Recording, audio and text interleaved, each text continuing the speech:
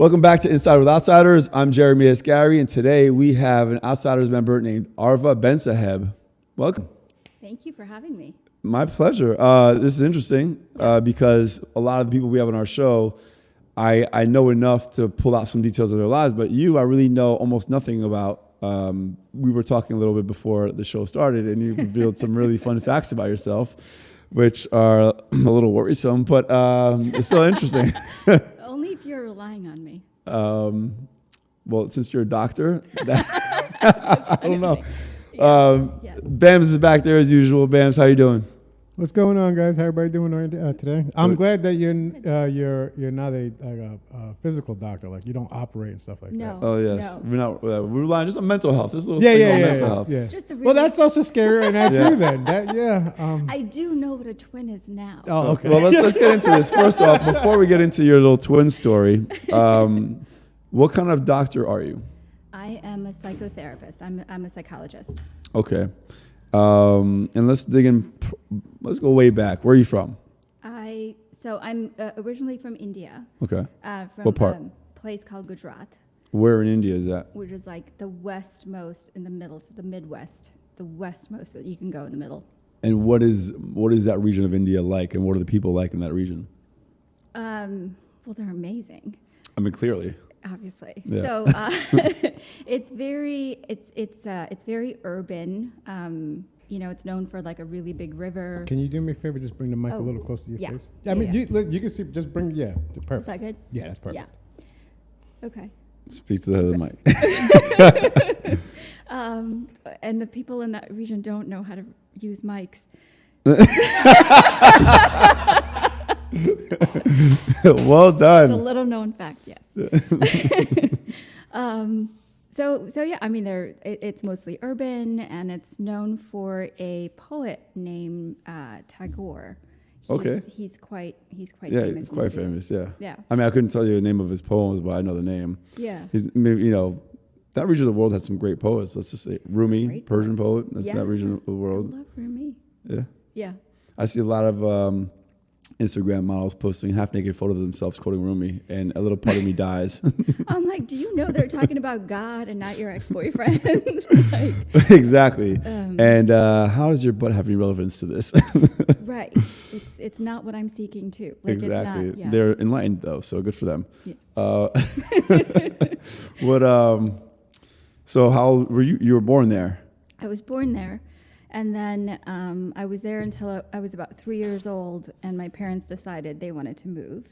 And they had the choice to move to the U.S. or Dubai. My dad chose Dubai, so that's where we went. And we were there for a bit, and then they decided that they wanted to come back to India, so they did. And so we transitioned back. we gave it a shot. I was there until about 9 years old, and then I moved to Dubai when I was 3. I was in Dubai until I was 9, and then we moved to India around that age, and then we moved back to Dubai when I was about 14. So when you were 9, what were your parents doing that allowed them to travel so much? They weren't traveling. They move around. Yeah, like my mom was in India, my dad was in Dubai, and they were conflicted about whether or not they wanted to stay or not. And my dad was trying to get a job, and so in Dubai you have to have a visa, you have to be sponsored. And my dad wanted to work in a particular way, so he was there, and my mom. What are the decided- specifics? Like, what were they working in? Was your mom working as well, or just your dad? Yeah, they're What were they- both business people. They're both in accounting. Okay. And part of the decision to stay was, and this was misguided, but they wanted to reduce the amount of transitions. Like, they're like, well, we're not really sure if we want to be in Dubai or India. Right. We had a lot of family in India, would visit a lot.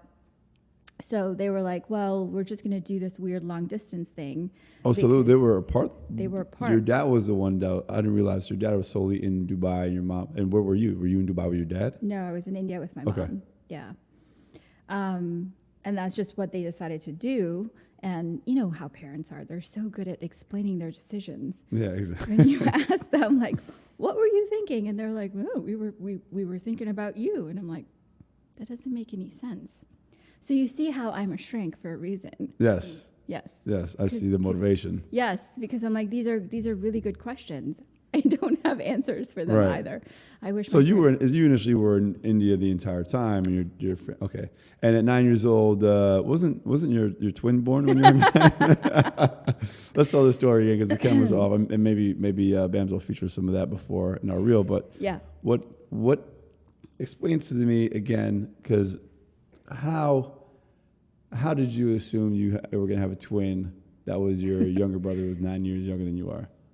So I don't know if you know this about children, but they're very attached to their fantasies. And Okay. I have a lot of cousins, and they all have siblings, and I did not have siblings. Understood. So I was like, well, not only do I want a sibling, now that, it's late in the game, I kind of want it to be like, I want it to really count. So I don't want just a sibling. I want a twin. So I asked my mom. Did you think your mom was going to give birth to a 9-year-old? I guess I didn't know what a twin was, and I didn't Gotcha. think to Google it. I don't know if there was Google at the time. So I was like, Mom, I want a twin, and she's like, we'll work on it. I'm like, cool. Your mom said, I will work on it. She didn't want to crush your dreams. She's like, oh, we've got a special one. Let's not disappoint her. We'll work on that. I trusted her. And I'm like, cool. And so, and it was exciting because she finally was able to, so she got into a car accident, and after she had me, she got into a car accident, and she wasn't going to be able to have kids. Understood, yeah. So, and so I was like, okay, how are you going to do this? Because you said we're going to make this work, and now what's happening here?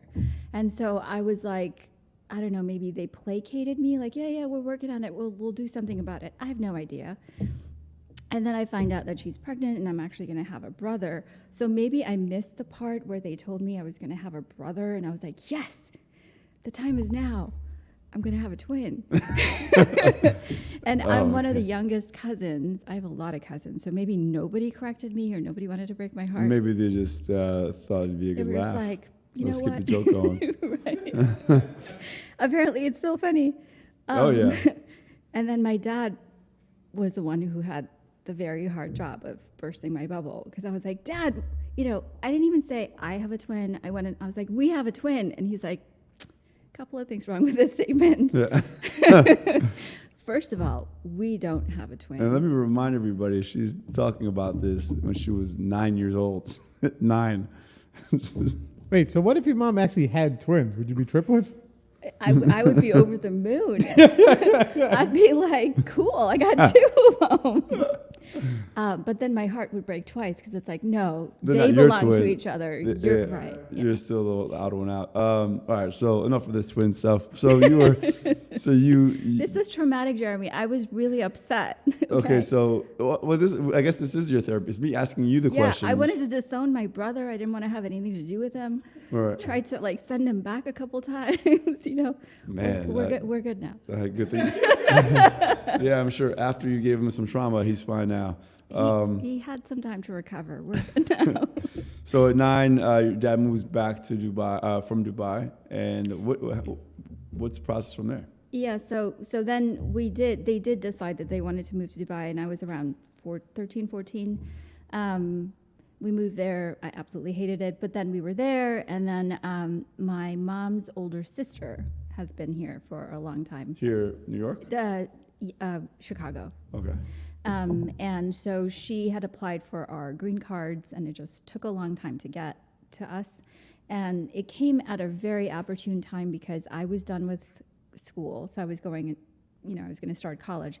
And Dubai doesn't have long-term, it doesn't have 4-year colleges, or didn't at the time. They had a 2-year college, and then you had to go somewhere else to finish up. So I went back to India to do my college, thinking that's where I would have to be. And it just was a culture clash. I had been abroad for too long. So this is after your time in Chicago? No, this was Dubai. This is Dubai. So did you go to American school in Dubai? It was an international school. Understood. So Yeah. because you don't have an accent, so I have this weird, kind of international accent with some Chicago that comes out when I'm tired. okay, that's I don't hear it. Yeah. but, Oh, cool. good. I mean, can you say the Bears? The Bears. The Bears. The Bears. But I'm a that's Cubs no fan. reference. Yeah. Yeah. So right. So we went between Dubai and India. This is the most confusing part of my story. Believe me, my own shrink has a hard time keeping it straight. So I don't blame you if you don't get it straight. Or maybe you just don't do well at storytelling. Maybe that too. But it's all good. So, But I finally made it to the U.S. when I was 18. 18. Okay. Yeah. So where'd you finish up college?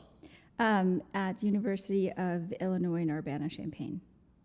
Okay. So where did you start college? There. There? Yes. Okay. Where'd you go to high school? Dubai? Dubai. So, but you went to India, attempt to go to school there, and Yeah. you realized it wasn't going to happen. It wasn't going to happen. So- And then our visas came in, and so my mom's like, you don't have to do this in India. We could just go. We could all Okay. go to the U.S., and that was a better decision. And how much time were you in India before you moved to the U.S.? Just like literally a couple of months, Okay. filled with tears and Tears, why? separation anxiety. And Separation from your friends in Dubai? for my friends and my mom and my dad and my brother, who I didn't want, but then they changed my mind about it. So where's the majority of your childhood friends? Are they in Dubai or India? Or do you even keep in touch with people from back then? It's a pretty even split, and I keep in touch with a lot of them. Yeah, Okay. yeah. So what was it like going to Chicago? I mean, how much of a culture shock was that?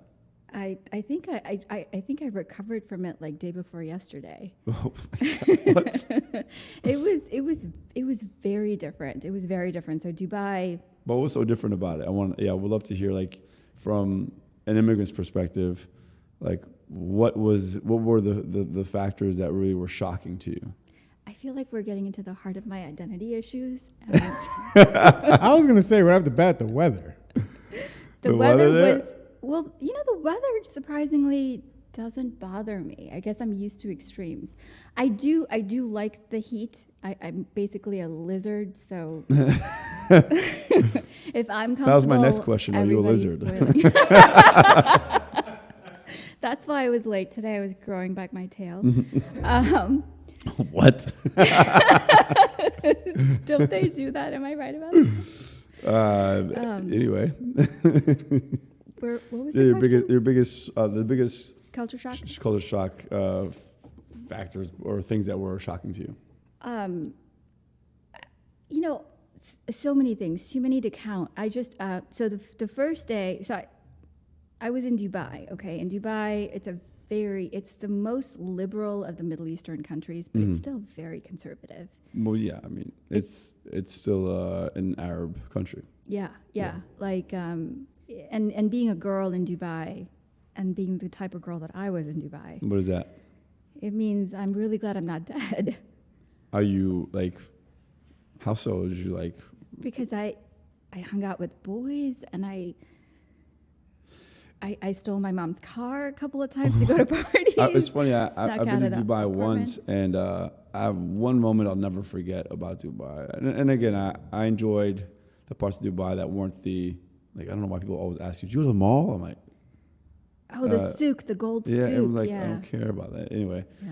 But I remember one time we got on the train. My first time in the train or the subway, whatever you want to call it, in Dubai. And it's me, my friend, and his girlfriend. And we get in the car, and all of a sudden I'm like, why are all the men over there and all the women here? And I realized the men and women are men and just separated from the women and children. Yeah. And literally had to run out of that area so we don't get arrested because I didn't realize they separate the cars. He separated the cars. Yeah. There's a line on the ground that said on the floor of the car that says this side is for women and children only, and this side is for men. The men's side was packed, so we had to go on that side and You have to stand up. shoulder to shoulder with these guys, and the other side is women just sprawled out lounging, chilling. Right. You're like, come on, I want to be over there. Yeah, I did. I didn't want to get arrested, so Yeah. we went running back. Yeah. Good plan. Yeah. Yeah. They're very good about taking you in. They're not very good about releasing you back into the wild Oof. Well, without it's- trauma. How so? What do you mean? Like they're very strict. Yeah, no, I They're very, understand very that. strict. Which is interesting because you said it is one of the more liberal countries. They do serve alcohol, but to They serve non-residents. Yeah, they serve alcohol to non-residents. I mean, you don't have to carry, a marriage certificate to walk with another male like Saudi. but it's still very, very conservative. So I went to school in India, and it was a co-ed school. And when we lived in India, we lived, which is not typical, at my mom's place, my mom's side of the family. And my mom had 7 brothers and sisters and lots of cousins. So being in mixed company was very typical for me. Also, I'm pretty tall for an Indian girl. So How tall are you? I'm 5'7". So, I usually hung out with the boys, and I had a lot more cousins. I got along with my brothers better than I did with my cousin sisters. And so going to Dubai, not being able to, it was just like, the girls go to school from 7 a.m. to 1 p.m., and then the boys come to school from 1:30 to 6:30 p.m. Like, we had separate times for boys and girls. The same building, but different times. And we had this, it felt like at the Gaza Strip. Like, we had this time where, like, we were leaving and the boys were coming in, and you would get smacked on the back of your hand on the knuckles just for looking up. Really? Like, looking up. I'm like, I would like to know where I'm walking. Do you think it's still like this? I just left and I never looked back. Really? But I would imagine it's still pretty similar. And what's your family's religious background? They're Islamic. Okay. Yeah.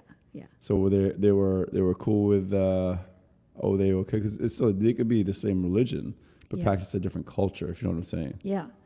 I think that my parents are like forever immigrants. I mean, they made sense in India, but not fully. And we were always immigrants in Dubai, so everybody was always like working on adjusting. So they were figuring their stuff out, and like I was figuring my stuff out to like figure out how to be at school in this weird environment where it's just girls. And being in an all-girls high school was very, very weird. How long were you in Dubai? From like 9th grade to, 9th grade until high school ended. Oh, wow. So you spent your 4 years There. Yeah. So okay. It was awful. Right. Yeah. Kind of prepared you for having to deal with unpleasant things in real life, though. Or just my shrink is going to make a lot of money off of me. All right, so you get to Chicago. What's the culture shock there for you? The second day, so we got to Chicago, and like the next day, my cousins are like, we're gonna go to a concert, a B96 concert. A B96? B96. It's like the clubby station galore. Okay.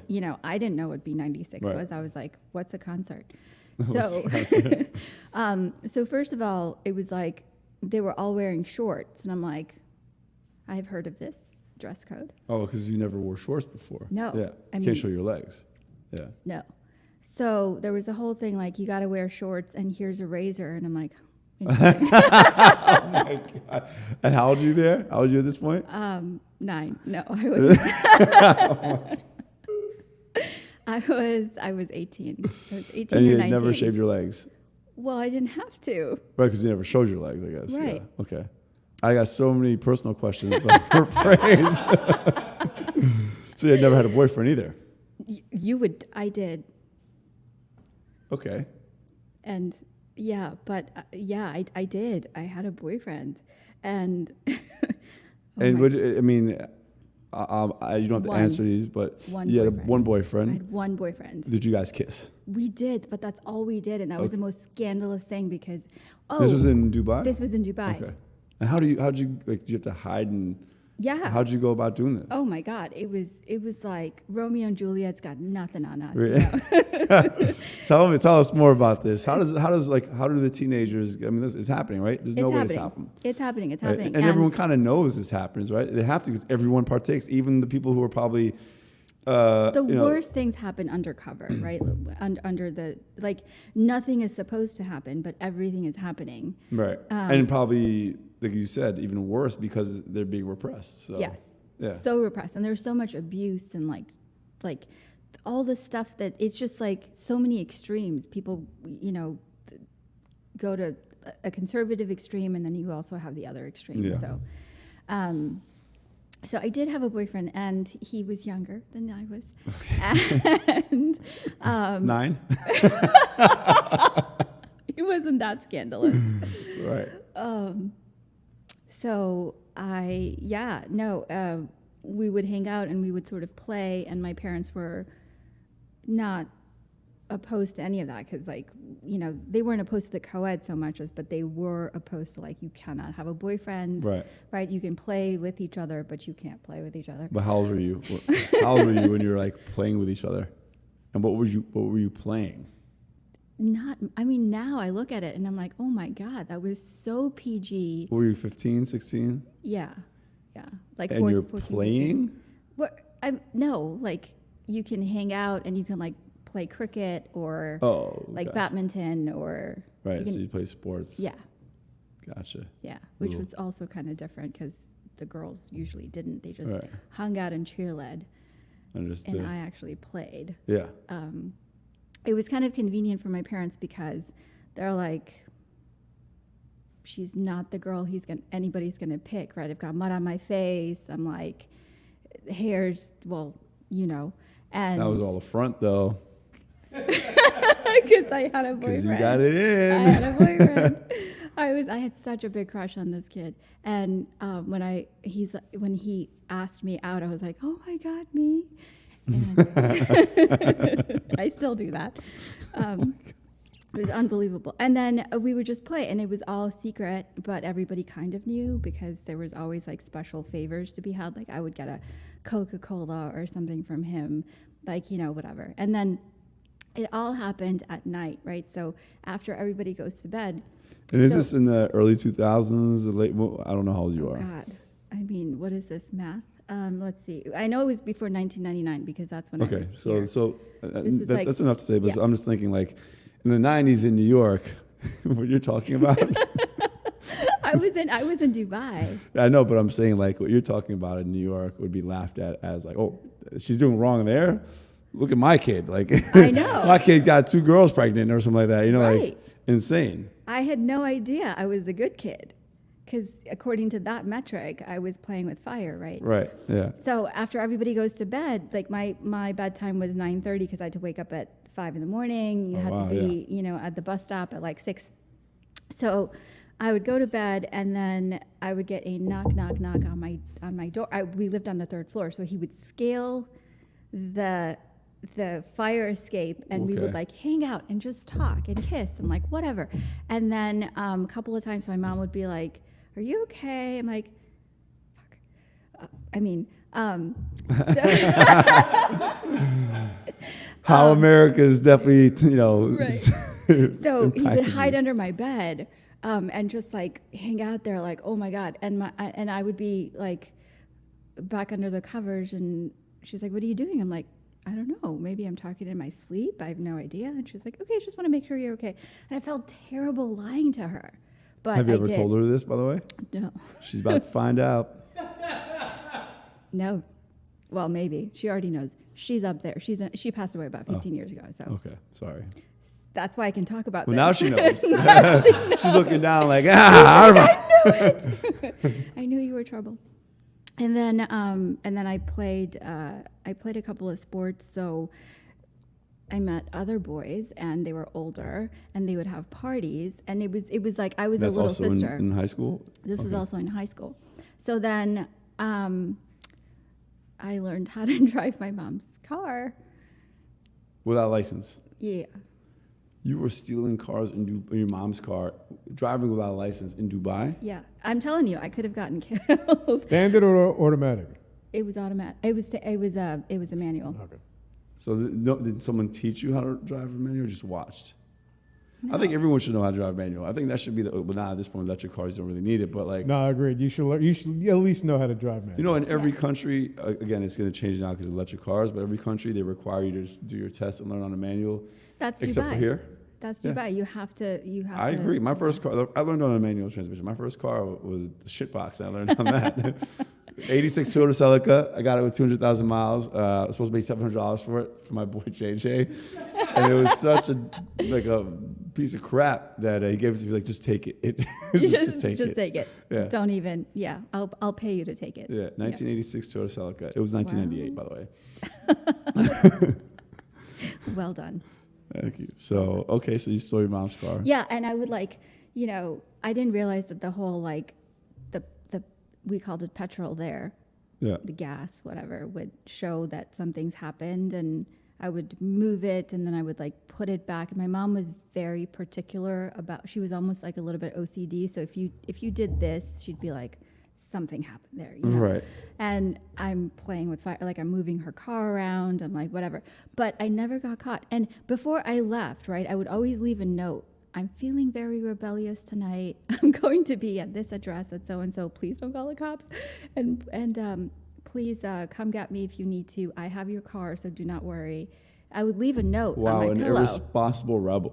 A responsible rebel, I should say. Yeah. A very responsible rebel. Very responsible rebel. I would leave a note, and then I would, since my boyfriend knew how to climb fire escapes and stuff, he taught me a couple of things. So I would be able to go up and down through the balcony, and it was the biggest relief in the world to come back and find the note untouched, because if it was untouched, that means my mom didn't find it. Right. Although a couple of times the thought went through my head where she saw it and she put it away, and when I go to sleep, she's going to basically murder me in my sleep. But that did not happen. Right. I don't think she ever found out. So let's flash forward to this night you're going to win a concert in Chicago, Yeah. and you're handed the razor. Razor, right. What did they explain to you? Shave your legs. And we were like, why? I was like... Or maybe you probably noticed their legs, and you're like, why is there no hair on their legs? So, by the way, we were not allowed to shave. So we were made to wax, because that's what you do. You don't Where? use it in Dubai. Like, so you did? Yeah. Okay. Yeah. Grooming was a thing. It was not obviously, but I mean, like, this... All right, continue. Sorry. Right, but still, so you had the luxury of waxing because, you have to. This is, you have to let the hair grow out before you wax it, right? So you just didn't have to worry about it because you didn't, you didn't have to bare your legs, so right? Whatever. So here, using the razor, it's like you've got to keep up with, you can't have ingrown stuff. So. Anyway, I was like, is my mom going to be okay with it? And my cousin's like, what are you talking about? Like, you're like 19 years old. And I'm like, do you know where I lived? Anyway, so I wore shorts, and it was very interesting. And we were in public. You must have felt like naked with shorts on. I had a great time though. I'm like, oh, this is so nice, because Dubai is so hot, and like Chicago is hot and muggy in the summer, and so it was so nice to not. But yes, it was definitely. I'm like trying to pull the shorts down, and my cousin's like, that's about as far as they go, Arv. Let it go. It's okay. Took some getting used to. But over there, like people are rolling around, like making out with each other and hanging out in bikinis, and I'm like, that's cool. Like that would never happen in Dubai. Right, but did you look forward to partaking into doing things like that, or were you like, I'm still not comfortable because of what you grew I was up with? conflicted because I wanted to, but I didn't feel brave enough. Now, did you not feel brave enough because you were unfamiliar with it, or was it religious reasons? Like, why? Just unfamiliar. It's like I really want to wear that lipstick, but then you're like, I don't think I can wear it. I don't think I can carry this through. It's like I just couldn't. It was a mindset that I couldn't really. And when do you think that kind of changed for you? Over time, I think just gradually, just kind of, just fell into it, and now I would like to think. I'm a sex therapist now, so... Are you actually a sex therapist? I am. You're a sex therapist. Yes. Oh, Lord, help us. Oh my. So I do know what twins are. I also know where they come from. Arva, it's not a secret. We all know where they come from. Wait, did you learn that going to school for sex therapy? Is that where you learn where kids come from? Day before yesterday. Oh, perfect. So actually, at least my next question. Yeah. So you go to Chicago, and you go to do your university, right? Yeah. Did you already know what you wanted to study? I didn't. So I. And was sex? I'm just like, wait, How you're a did- sex how did I- therapist yeah, from yeah. first off, Islamic background, Yeah. Dubai, Yeah. and the whole cultural shock. Yeah. And now you're a sex therapist in New York. I know. That's wild. Dreams come true, boys and girls. So when did that become your dream, actually? Like, when did you start knowing what you wanted to do?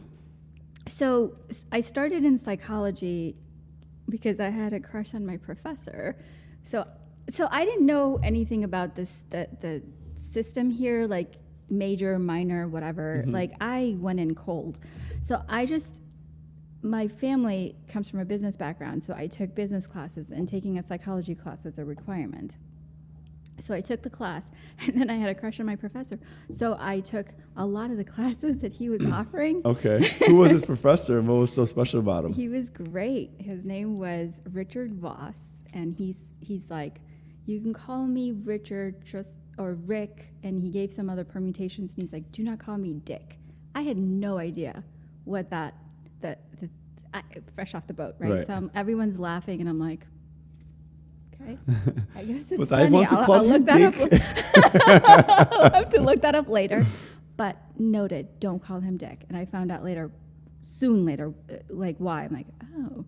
And then I was like, why is that even an option? Yeah, that is Anyway, weird. How does Richard turn into Dick? Look, we don't have time for this, but I did a deep dive, and it has to do with the British. And we can't go into this right now because we'll run out of time. But I actually know how that happened, and I looked it up because of the Richard Dick thing. Okay. Anyway, so then I went to my advisor, and it's like, you got to pick a major. Do you have a major? And I'm like, business. And she's like, looks like it's psychology because like most of your classes are in psychology. So I was like, cool, that's cool. So we I can thank do all that. Dickie for you being a sex therapist. That happened like 6 years ago. Wait, so you chose psychology as a major. I chose psychology as a major. What was your minor? I didn't have one. I just took psychology. and Psychology was my minor. It was? Mm-hmm. Okay. Did you enjoy it? Did you wish it was a major? No, I No. don't wish it was a major. No. But everything I studied, like my major was communications, with a focus on PR and journalism. And I keep on saying this: no one ever needs to major in or study PR. No. Journalism is helpful for sure. Okay. And then if they allowed a double minor, because they were like, you have enough credits to minor in either sociology or psychology, and I chose psychology. But everything had to do with the study of people. Communication, psychology, sociology, so that's what I enjoyed. It was really fun. Besides having crush on said professor, it is the one class that kind of made sense, right? Because it was sort of pan-cultural. They talked about things that were about the human condition. Yeah. Every other class had loaded cultural undertones, like English or, any other class that I could take. I really felt like, oh, I have some catching up to do as an immigrant. But in psychology, I felt like I was on even playing field with everybody because we were talking about the human condition, and they were learning along with me what this was. Right. So it was also kind of relieving. And I liked it, and I kept going into it, and I changed my mind many times. I wanted to do forensic psychology, but then I decided I did not want to work with people in the prison for many reasons, and then I switched with adolescents and young adults and college and this and that. And at the end of the day, right, jack of all, master of none. And I moved to New York. Many things happened in the middle, but I moved to New York, and This is after you finished your undergrad? this is after I finished my PhD. Oh, wait. So you went directly undergrad to PhD, and you got took a your year off. PhD in psychology. Yeah. In a specialization? So I took a year off because I wanted to make sure I wanted to do what I wanted to do, which was at the time forensic psychology. Okay. Yeah, working with people in Law the prison. enforcement. Yeah. Yeah. I did not like when I actually worked in it. I didn't end up liking the marriage between psychology and law. Mm. I'm like, Why? I don't want to be the abused wife. That's how I felt. Psychology always took a beating when it came to law. Like, you just lost every time. Like, it just wasn't a good. The position that psychology What do you mean by holds, lose every time? I mean, like the is position. there a win and a loss in that kind of dynamic? So, law has its way of looking at the human condition, Mm-hmm. and it's very fair. And psychology has a way of looking at the human condition. And the way psychology looked at the human condition is much more forgiving. And it says, wrongly or rightfully, maybe some people have a chance more than other people, and they should be let out into society or put into a hospital, not put into a prison. You know, things like isolation are a bad idea. You know, here's a neuropsych report, but we're saying that this person did what they did because they have a certain condition. Don't punish them. Let's give them treatment. So you went, then I'm assuming you didn't like that route and you went into, did you go directly into sex therapy from there? No, I did forensics, and I didn't want to do it anymore. Also, my mentor in graduate school, she left grad school. So I went from undergrad, took a year off, worked in the field, went to grad school, wanted to specialize in forensic psychology, worked with somebody who ended up leaving the university. So I was sort of an orphan grad student at the time, because you need to have a mentor who helps you through finishing your thesis and your dissertation. Mine left halfway through. So I needed to, and nobody I went to grad school at University of Nevada, Las Vegas. Mm-hmm. And I picked Vegas because it looked a lot like Dubai. So I was interviewing around, and when I went to Vegas, I was like, this feels like home. Also, I loved the program there. Absolutely loved the program. It's a good school. It's a great school. And my foster parent is like the most amazing human on the planet. Her name is Marta Miena. She's a sex therapist.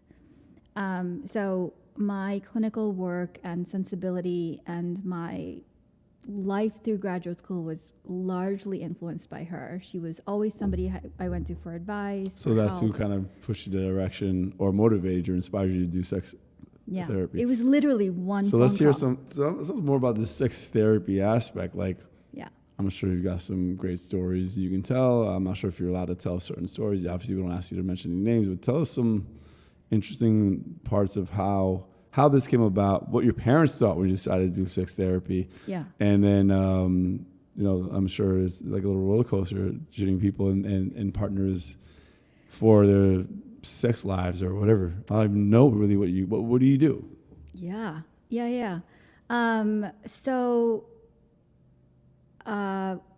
Well,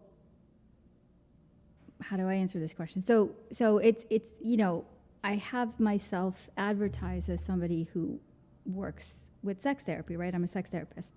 So I think I've said something like you can change your sex life through therapy. It's possible, things like that.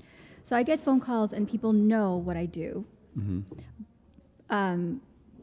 And they come in with issues that they have with their relationships or their sex lives. It doesn't matter where we start. What's interesting is when we talk about sex, it's just the first thing that we talk about, and then we talk about everything else. And I have had a few lives in psychology before I committed to sex therapy. And so I was a generalist before. I worked with anxiety. I worked with kids, OCD, mood disorders, dialectical behavior therapy. I have a diplomate, and I'm a diplomat in cognitive behavior therapy, which works with a lot of anxiety and depression, things like that. And I found my home in sex therapy about 6 or 7 years ago after I started my practice. I happened to get a case. I didn't know what to do with it. It was at the heart of sex therapy. I called Marta and I'm like, I need your help. I don't know what I'm doing. And she helped me with the case, but she also said, why don't you specialize in sex therapy? You're in New York, you idiot. Like, you have to have a specialty. You can't be on that side of the seaboard and be a generalist. Right. Because everybody's a shrink here and everybody has a shrink here. So I was like, okay. So I have a life before sex therapy and people do know me there. So I get clients from all over. What ends up happening is when we start talking about sex, I feel like it's the most comprehensive keyhole. When people let you into their proverbial bedroom, they tell you everything about their life, or more than they would about their life. So the benefit of working as a sex therapist is you just get to know more than you ever would. Right. Because you're essentially asking them about their deepest, darkest secrets and personal aspects of their life, which then means opening up about other secret parts of their life isn't as big of a deal. Right, Yeah. right. Yeah. For me, it's like being a sex therapist, right? It's not the deepest, darkest thing of your life. It's not even the most interesting thing about your life, right? Mm-hmm. But that is how sex is taught. And that is how I learned about sex, is that you don't talk about it because it's this thing, right? This black box, this It's awful taboo. thing. It's taboo. Yeah. It's so Yeah. taboo, which is crazy. It's like, so I loved learning about sex from Marta, and I loved learning about what it represents and the healthful aspects of it, because it's the one thing that we all have in common, that most of us are doing it or having it or whatever, or are here because of it, including my twin. So I really, and the cultural aspects that came up for me, like, oh my God, this is what I learned or didn't learn, or this is why there are problems or a hang up. I mean, it could have been a way to also heal certain. So many things. Yeah. So many things. Yeah. And so I absolutely love it. I absolutely love it. I enjoy it quite a bit. And it's wonderful to be able to talk about sex, because it just feels like a sport. You know, a girl that grew up with, like, you can't talk about it, whatever. It's like, oh my God, we can really talk about this, and we can really go for it, and it's a lot of fun. But also, once people get comfortable telling you that, there is a sense of closeness that happens, and then they sort of trust you to handle so many other aspects of their lives, that to me, from my end, I'm like, whoa, that's a bigger deal than this, but they think this is a bigger deal. So it's great, because contrary to popular belief, your psychotherapist knows a sliver of your life, right? Maybe Right. 1 to 2% of your life. It's also the part of your life that you want to share, Yeah. you know, that you feel like might need her attention or his attention. Right. And you're so biased about it, right? Because Yeah. I know there's so many things that I don't tell my analyst that I'm like, I should tell her, but I don't know if I want to tell her. Or I screen, like, this is important, this is not important. Right. Or, you know, I'm like driving the agenda. Do you find yourself judging the importance of, you know, whatever's priority is different, but do you find yourself not wanting to share certain things? Like, because you should be able to, I mean, if you're going for a reason, you want to Yeah. open up and tell them everything, even if it's something you don't really want to share because you might be embarrassed or they might think negatively of you. You have to share this. You have to share. Do you find yourself not sharing it? Eventually I do, though. Yeah. A, because she also finds it, right? Because she's knitting a story with Right. me, and she's like, this is a gap here, this doesn't make sense. Mm. And so you think you want to tell your therapist everything until you get there, and then you realize there's an aspect of stage fright where it's like, oh, this is a stranger and I'm going to tell you everything? I don't know. Right. And there's a back and forth and whatever. But so you can't do it all at once, but you do eventually end up sharing, especially when you have a good relationship. So how long have you been a sex therapist? 7 years. And is it everything you hoped it would be? It is so much more than everything. Really? I felt like You never shared that, by the way. I didn't. You never shared that you were a sex therapist. Now you know. Yeah. But go ahead, tell me it's everything you wanted to be. And more. Oh my God. I feel like I hit the jackpot. I had no idea it was going to be as amazing as it has been. And I mean, there's never a shortage of interesting stories that come through the door, right? Like, I'm sure. everybody's story is interesting. But the things that I find that are really fun is the things that people think that they're so unique, you know, like I need a surrogate because I don't know what I'm doing in the bedroom, or I am kinky, or, you know, I cheated on my partner and I don't know why, right? Like, these are incredible mysteries. Mm. They're only mysteries because people aren't allowed to talk about it. And the reason they're not allowed to talk about it is because it's considered to be this horrible thing. Like, how could you cheat on someone? There could be only one reason. It's because you're bad or whatever. And I get to sit on this treasure trove of reasons why people do what they do that are. Well, let's list them. Let's talk about it. So, for example, you know, I have clients that come in and they're like, oh, I wrote an article, actually, it was in Men's Health, or contributed to an article about why people in happy relationships cheat. And I'm like, there's so many reasons, you know, from death anxiety to wanting to even out a power dynamic to sometimes preserving the relationship to, you know, because I'm kinky and I'm married to someone I think is vanilla, they would never understand what I need, so I go get it where I need. People have a split between intimacy and, you know, I can have a relationship, but I can't have sex with the same person I have a relationship with. They have so many splits of that sort. Mm-hmm. So there's so many reasons that when you listen to someone's story, you're like, oh, you're this. Could this be why you did what you did, right? And it gives them a sense of insight that makes them go, oh, thank God, I'm not this horrible, dark, disgusting person. This is just what I like. And the idea of sex being built around pleasure and pleasure that belongs to you before it belongs to anybody else. Everybody else is a beneficiary, right? So sex therapy has these principles that I think are so relevant to life. Like if you were to wrap your life around the pursuit of pleasure, ethical pleasure, where it's like it's empathetic and it's for you and you're fun and you're doing something because you love it and you devour it because of the way you love it, and people around you benefit from it. Well, that's great, right? And that's great outside of sex as it is during sex. So there's so many principles like that I think are really helpful in life and in sex, and they coincide really well. So that was cool to learn, right? And how does this affect your relationships, dating, or whatever? Because you must see certain patterns in the people you date, and you're like, oh, well, I see this, and maybe you can't shut off work. Like, how does this affect you? I'll tell you the one aspect that I learned because of work that I don't ever shut off, which is that to be properly curious, and I don't always do a good job at that. And we can get into why. I learned this through my very wonderful dissertation, which I did with Dr. Russell Hurlburt, who studies inner experience. And he's an incredible human. Everybody should know him.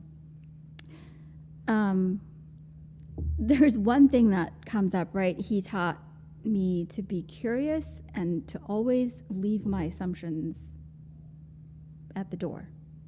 So when I meet somebody, anybody, right, like the context matters, but when I meet somebody, I have no assumptions or very few, and I like building a story with my clients, right, because a story that they have is so subjective or careful or some parts are hidden, and so we build something together, you know, and it makes sense for me, it makes sense for them, and we do something hope to do something very constructive and beautiful about it.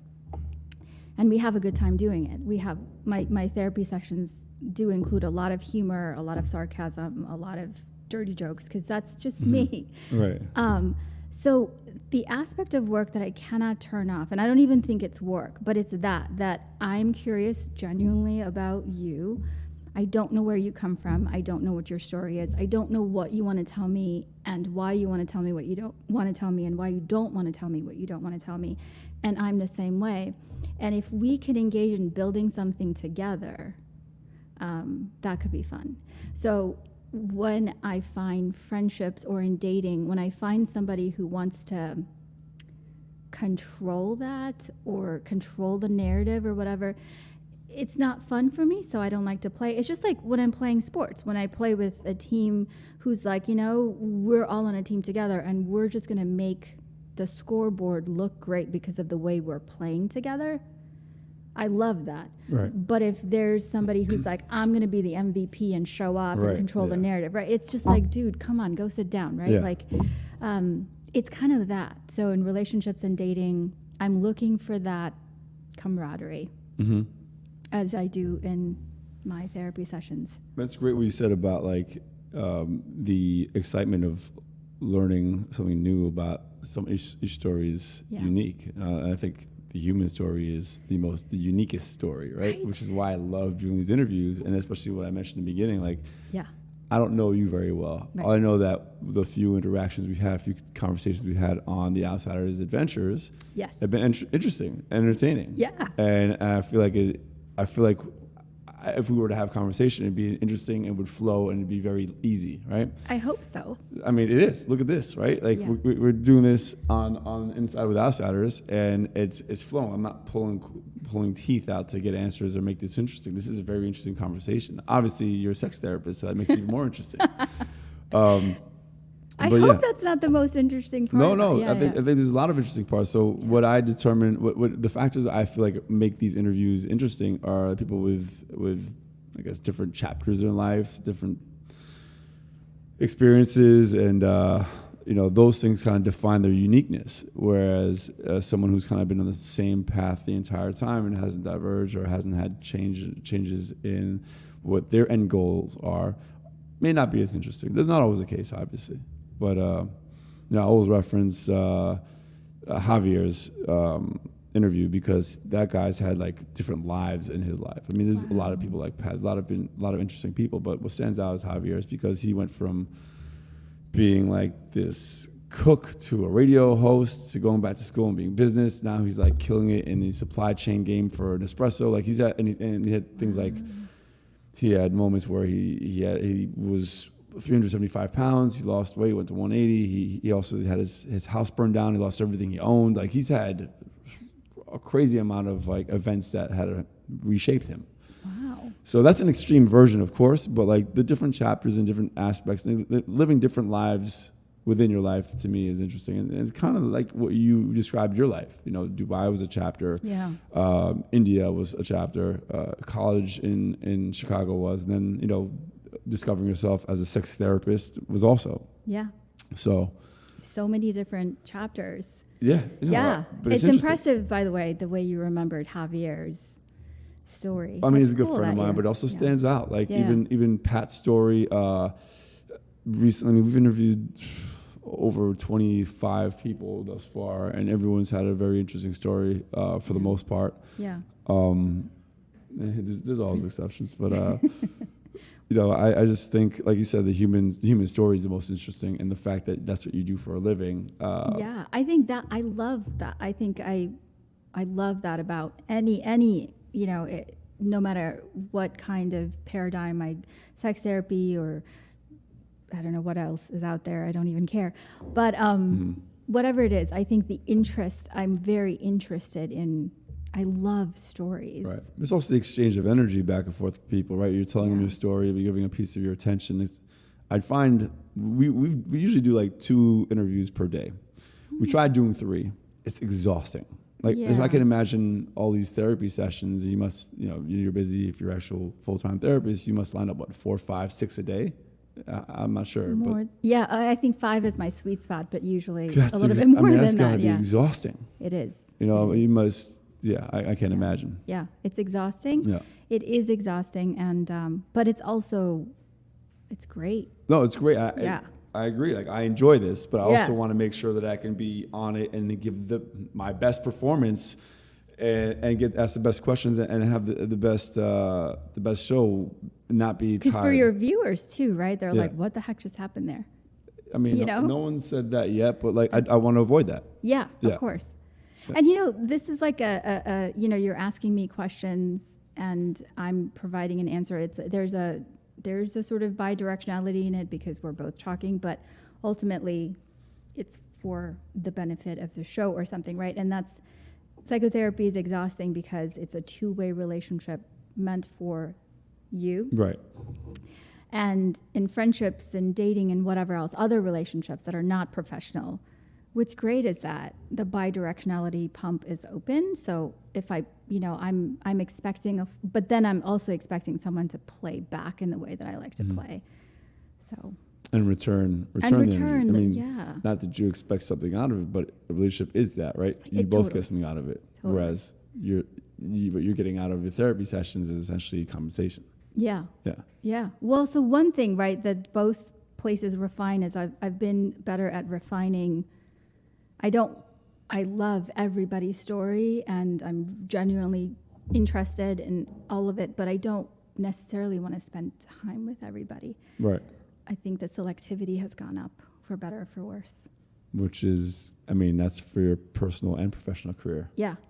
That's a good thing. I And the hope fact that you so. can do that with your professional career means you've established a certain amount of clientele where you're able to be selective. Yeah. So congratulations for that. Thank you. Yeah. Well, that happens in friendships too, right? People are like, "Are you analyzing me or this and that?" I'm like, not in the sense that I'm trying to find your pathology or your trauma You're or not your trying- broken yeah. piece, but I guess I'm trying to assess and see, like, can we play well together in a way that we can build something really cool together I like that that belongs terminology, to us? play well. It's like, when you were playing with your friend in Dubai.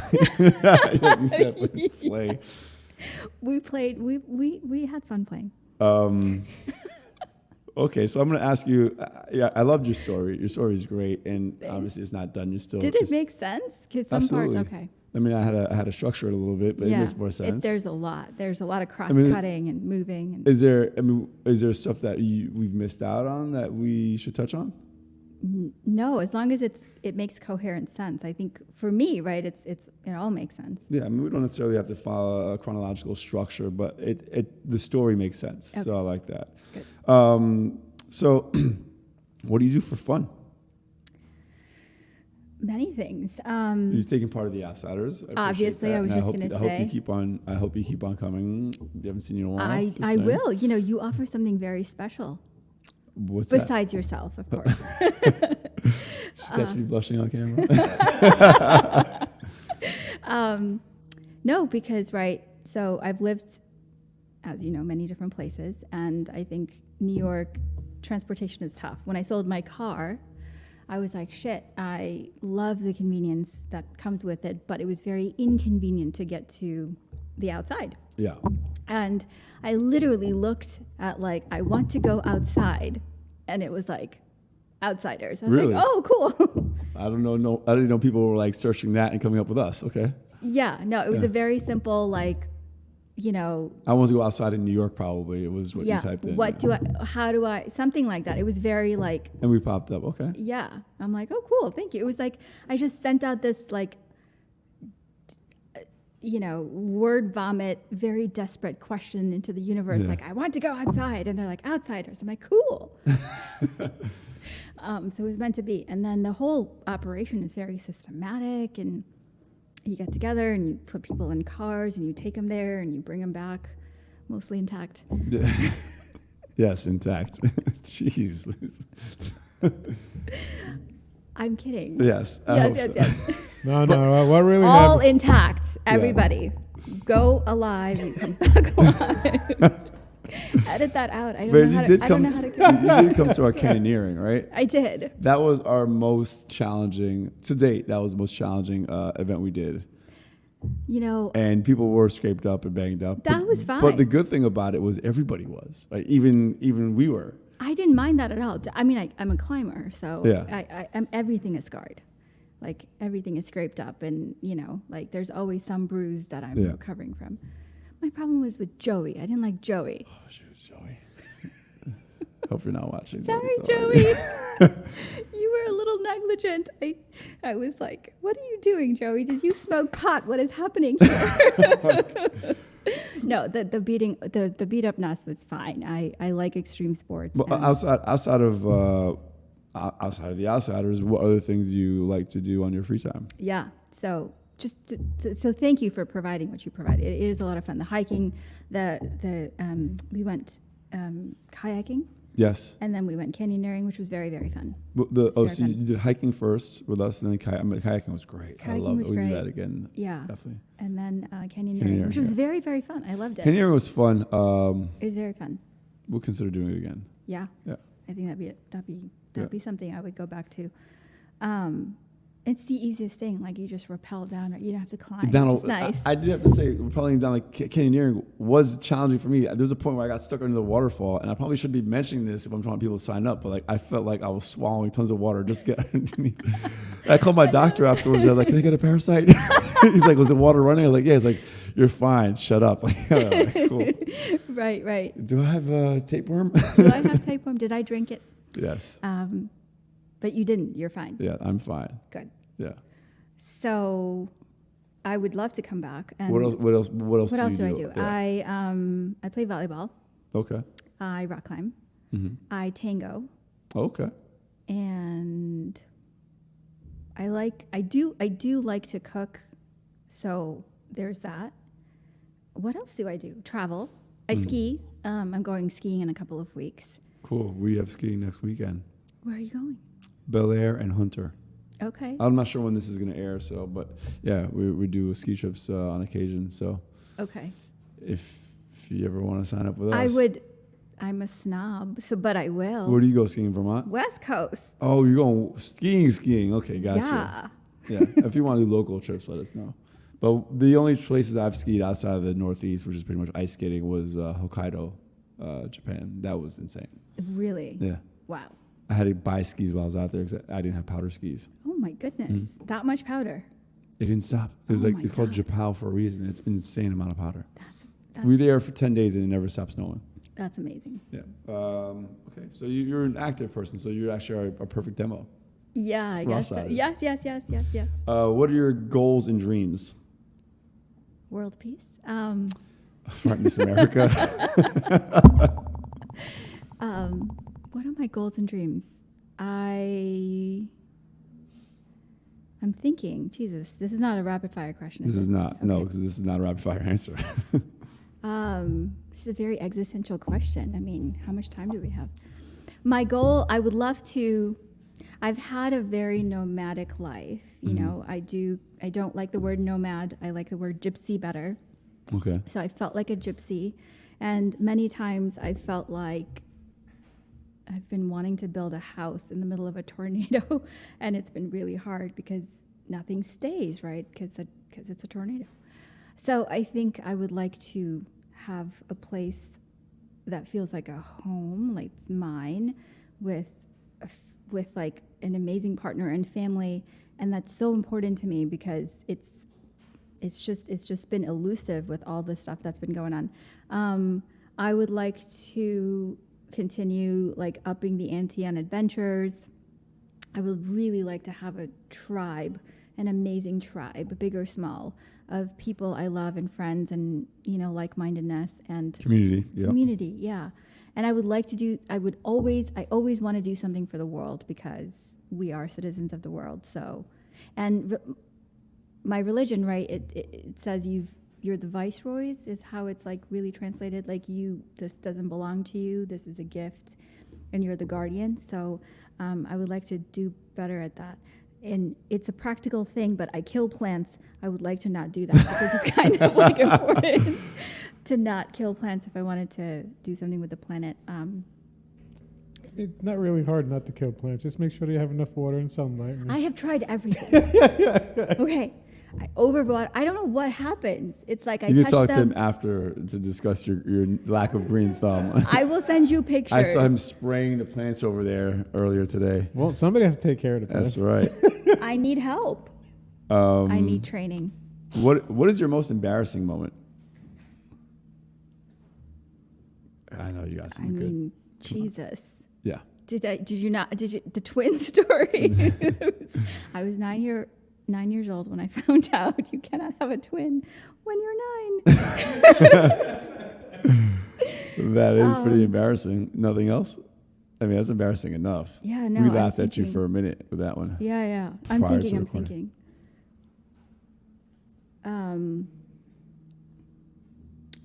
Embarrassing stories. I mean, I don't embarrass easy. Maybe because I do a lot of shit that's really embarrassing. Okay. It's all good. We can move on to the next Yeah. question. Let me think about that. Is there anything I haven't asked you that you'd like to share with the viewers? Ooh. You know, this is a question I'll throw back at you. Is there anything that you'll regret not asking me? Like, oh, I really needed her to answer this I question. mean, if that's the case, I can always get you back here. That's true. Mm-hmm. But nothing stands out. I think you did a good job of discussing your story, explaining the process and how you got to where you are. I think we can't probably have a show on this, but hearing crazy stories about like your work and My work life. Yeah, I mean, again, Yeah. you couldn't discuss your client stuff, but if ever you can tell some stories and not divulge identities, I'm sure there's some interesting stuff to hear. Yeah. Yeah. Think about it. If you can, we'll have another special episode on the sex therapist. I'll tell you one because Oh yes. it would be really I would be so surprised. I'm a therapist. I don't know how to solve all of life's problems, but sometimes you get phone calls that expect you to. So I had a client who was very upset during our session, like extremely upset, crying, whatever. Got on the subway and was approached by someone who offered comfort, and that turned into something. And I got a panicked phone call that says they had just had sex with a sex worker and that they needed to get paid. Oh my God. And what there's to be done. And I was literally like mid-bite, 30 seconds before my next session, I'm just like, just pay them. Throw money at the problem and make it go away and make sure you shower. I have to go. Oh my God. Wow. So sometimes that happens. Wait, was his name Jeremy Asgari?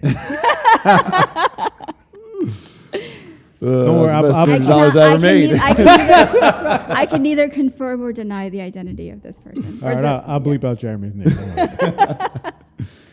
That's interesting. Well, I think we could have an entire show on some of these if that was legal. But anyway, let's get into this 5 rapid fire questions. Oh shit! Okay, I'm ready. All right, are you ready? Okay. So, what's your favorite city other than New York City? Shit. I don't think I have one other than New York City. It's legitimately my favorite city. There's no other city other than city other than New York. I love Zion. I genuinely do. Zion National Park. Yeah, I really do. I lived in Las Vegas. Springdale, Utah. It's like kind of in that area. Okay. Yeah. It's a shame you're missing our trip. I know. I've been there so often. It was my playground. I used to go there all the time. That's right. If you could choose any other profession than the one you currently have, what would it be? I would probably be an artist. What kind of artist? Like paint. Paint? Yeah. Okay. Do you paint? No. All right. What's your biggest fear? Oh my God. What is my biggest fear? It would have to be swimming. Swimming? I don't know how to swim. You don't know how to swim? No. And you went canyoneering in a waterfall with us. I also scuba dive and snorkel. That's weird. You should learn how to swim. Swimming is terrifying, Jeremy. How do you not know how to swim if you go scuba Because, diving and snorkel? listen, okay, I've tried to explain this so many times. You're not supposed to breathe underwater. I don't have gills, okay? You go stroke, stroke, breathe. Stroke, stroke, breathe. What if you forget to do this? What if you breathe when you're supposed to stroke and you gulp a bunch of water? Shit happens. You can't see underwater. Don't think about it. Just do it. I keep hearing that, and it doesn't By work the way, for me. your body won't allow you to take a breath underwater. I have also heard that, and that is not true. My body has allowed it, and then protested on the back end. And I'm like, this is not supposed to happen. And it's like, deal with it. We have a lot of water. You shouldn't have done this. You should have done stroke, stroke, breathe. And I messed it up, and I can't do it, and it's terrifying. Okay, we're gonna leave that alone. I like this next question. I really want to. I'm interested in seeing what you answer with. If you could choose anyone in history to be your patient, who would you choose? To be my patient? Yes, like who you'd want to hear about their inner workings, their inner sex life, or whatever. Who would you choose to have as a patient? Anyone in history? Oh my God. This is a tough question because the people that I learn from, I don't want them to be. I want to be their patient. Doesn't have to be someone in that field. Anyone. It could be anyone. My patient. I would. I don't know why, but the person. So I went through 2 very weird surgeries out of nowhere. But the person who, my surgeon, her name is Kristen Zeligs. I would have her. I don't know if you want to talk about. One of the reasons why I wanted you on the show is I can't believe I forgot. You're also a cancer survivor, right? Yeah. I can't believe I didn't. That's the question I wanted to ask you. Oh. So I survived. Are you okay? You survived. You seem like you're thriving. Yeah. you comfortable talking about that at all, or Yeah. what kind of cancer? Is that okay, or do you It not? was so. It was supposed to be every kind of cancer, and there were many benign things happening. Apparently, my body likes to produce unnecessary shit, but the only cancer that was actually turned out to be cancer was breast cancer. But Okay. we got rid of it, and we're good And you're great. as far as we know. Yeah, How was that process? it was. And that was during the pandemic, wasn't it? Yeah. You battled cancer during the COVID pandemic. In a way, I'm like, thank God, because there's nothing else to do, so I didn't have FOMO. I was just recovering for a year and a half. How convenient to have cancer then. So yeah. convenient. Actually, I'm like, thank God I had something to worry about, Like it took up my attention, and I was on really great painkillers for most of it. Understood, yeah. So it was kind of convenient. And how long was that? What was it? Did you chemo, radiation treatment, just surgery? A surgery. So I went in because I was having panic attacks, and I couldn't, which is not typical. I'm very neurotic, but I don't have panic attacks. And it was weird, and I couldn't eat, and I was hungry, and I was losing a lot of weight. So I went to a GP who was a brand new GP, and I was like, I don't know what's going on. And she literally saw me walk, and for whatever reason, she came in, and she's like, I really would like to take a sonogram of your pelvis. And I'm like, why? Hi, do I know you? Like, that's the first thing she said to me. And she's like, something's not right. I know you're coming in for not sleeping or whatever. And she took a sonogram, and it's very Russian, and she keeps making this face, and I see it through the mask. And I was like, what is happening? And I'm a doctor, so I'm like, I need to know what's happening. And she's like, none of this makes sense. And I'm like, is your machine broken? And she's like, no. I'm like, okay, so then I'm broken, because one of those two things don't make sense. So do I not make sense? And she's like, yeah. I'm like, okay, can you tell me more? No. So she sends me in for an MRI. We look at an MRI, and there are enormous tumors that are overgrown and displacing all of my organs and whatever else. And she's like, this is going on, and your cancer markers are high, but probably because of all this. So maybe some of this is cancer, maybe not. We don't really know. We just have to go in. Either way, we have to get it out, and do not work out, because you're one burpee away from something bursting, and then you're dead. I was like, cool. So the next thing I know, I'm on the operating table, and I went through a series of doctors who wanted to do a certain kind of surgery a certain way. It's the safest way to do it, 2% risk, anything, just like you would go for your pinky being broken. And I didn't want that, because it would require getting rid of organs that I was like, no, I don't want to get rid of them.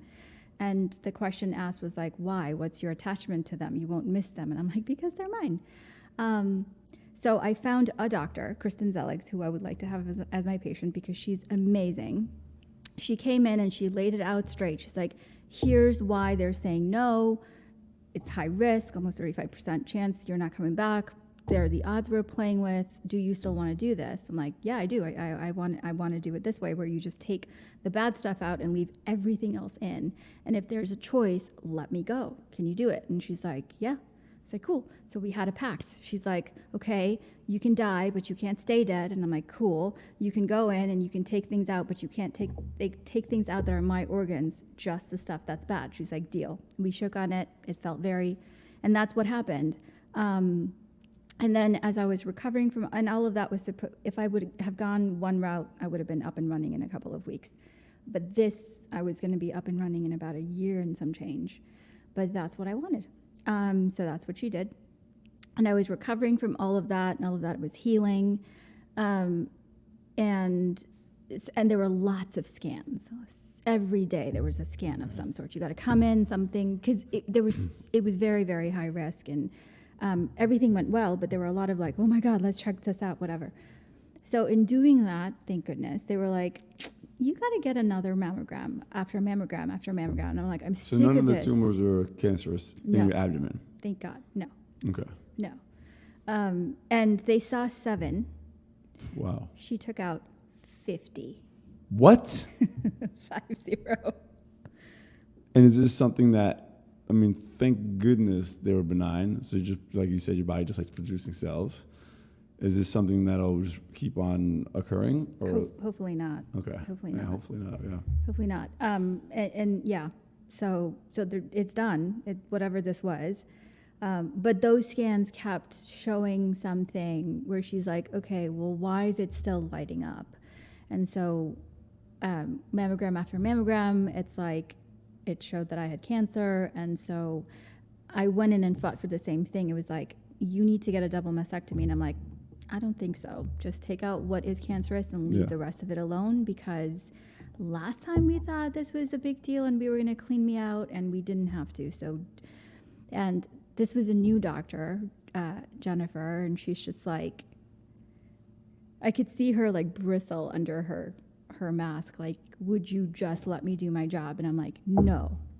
And then she called Kristen, and Kristen's laughing. She's like, that sounds like Arva. She's gonna not let you, whatever. But it worked out fine, and turned out I was right that everything else, the scans were just, there were a lot of false positives, and turned out that there was just cancer in that one place, and she took it out, and everything's fine.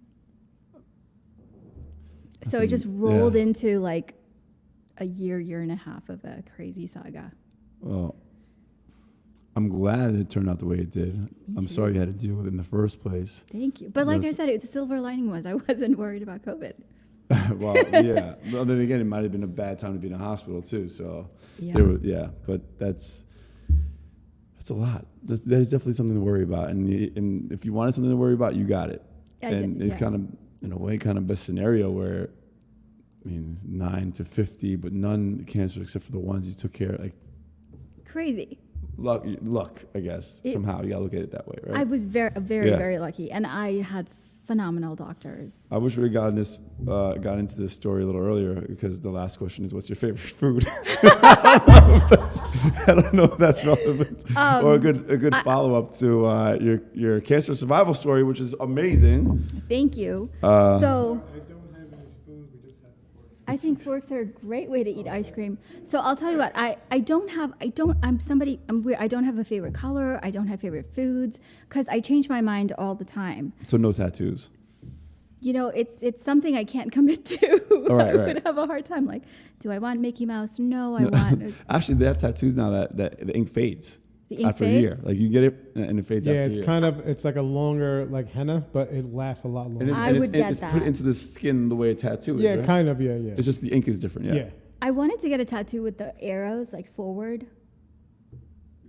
You know, the arrows that represent forward. Yeah. Yeah. Then you should get it with that ink in case you can't, in case you won't like it. I want them to go away. Yeah, that would be a good idea. I'm sure there's a period where it looks like crap because it's actually fading. So henna does look like literally. But it's not henna. Like this crap. is actually a real tattoo with different ink. Right. No, but as it's fading, right? Yeah, henna starts to, because it starts to go from that. It starts to look blotchy.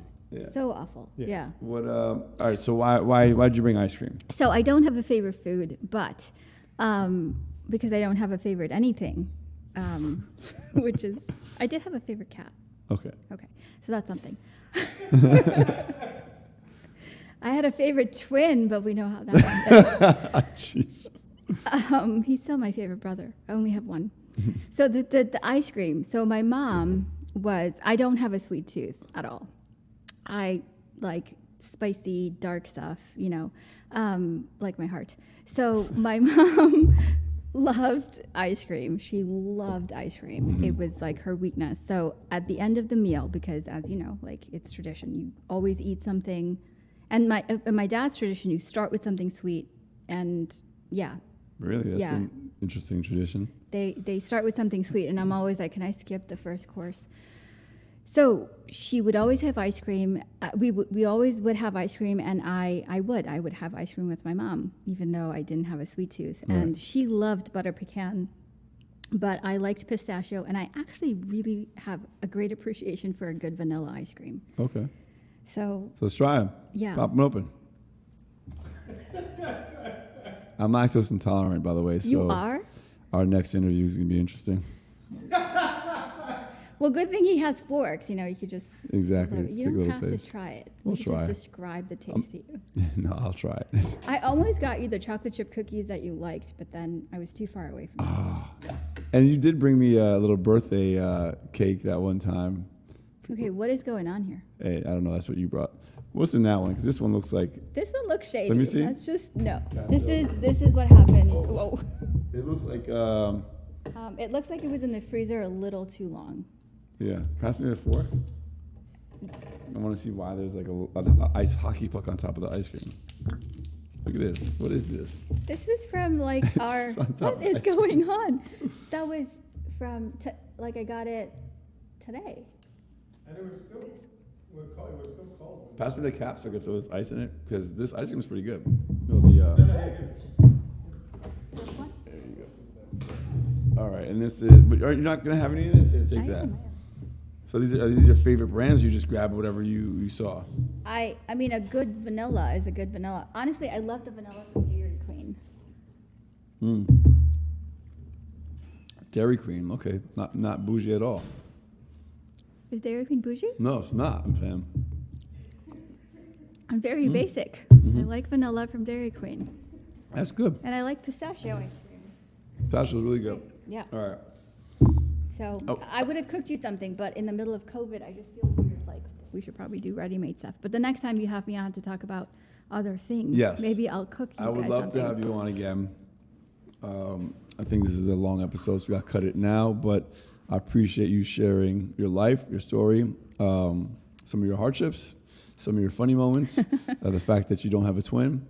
And let's definitely get you back here, but get you on the Outsiders soon.